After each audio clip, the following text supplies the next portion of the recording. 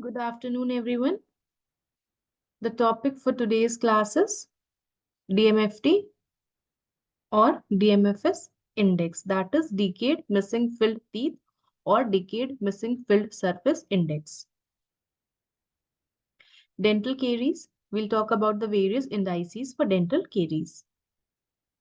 The contents are introduction, definition of indices, DMFT index, DMFS index, small DEF index, modifications of DEF index.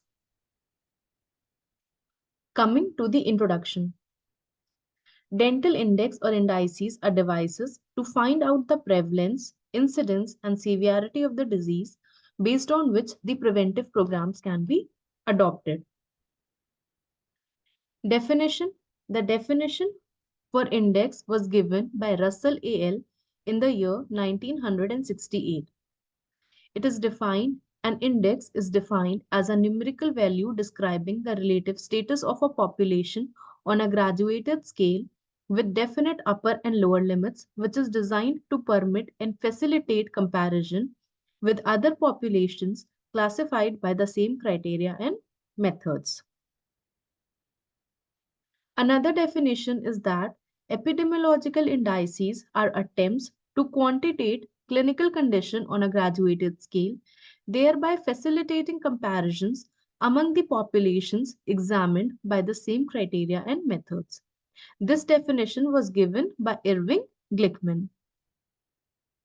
Now coming to the various indices for dental caries.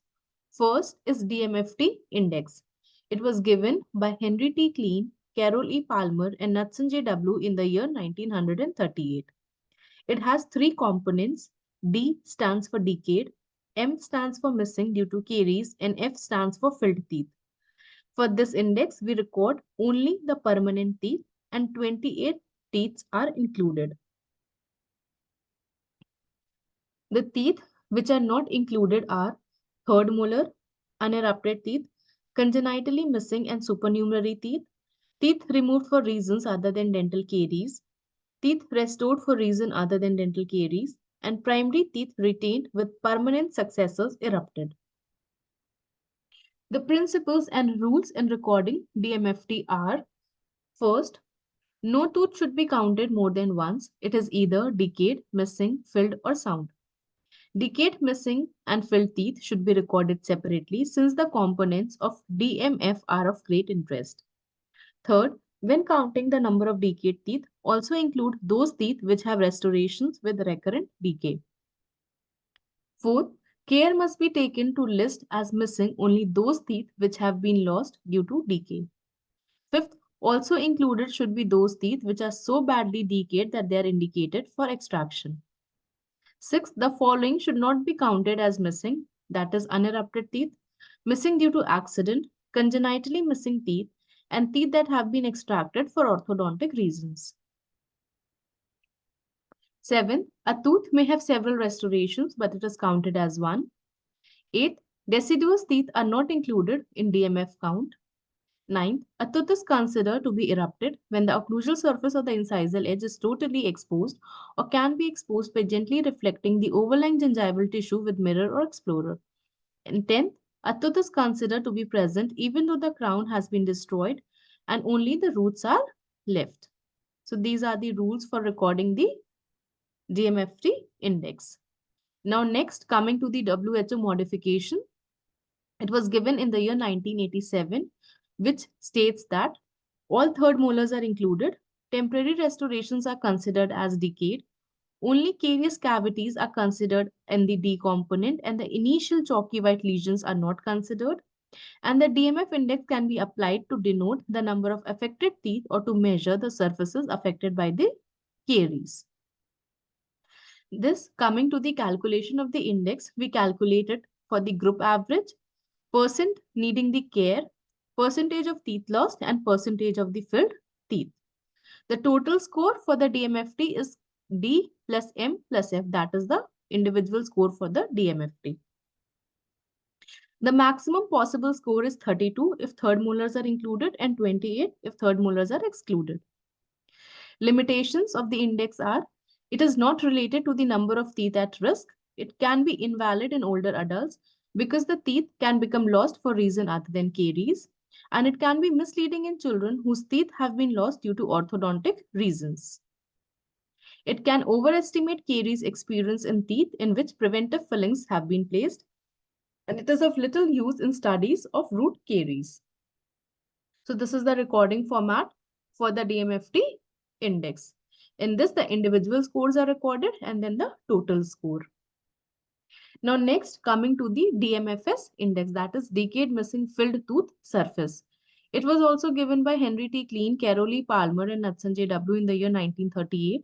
It is more sensitive, usually the index of choice in a clinical trial of caries preventive agent, used to determine the dental caries experience past and present by recording the tooth surfaces involved instead of the teeth.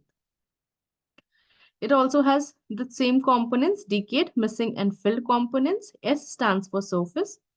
The procedure is that it is a more detailed index than DMFT by summing the total number of decade, missing, and filled permanent tooth surfaces. It is simple and versatile and more sensitive, has practically universal acceptance, and is one of the best known indices.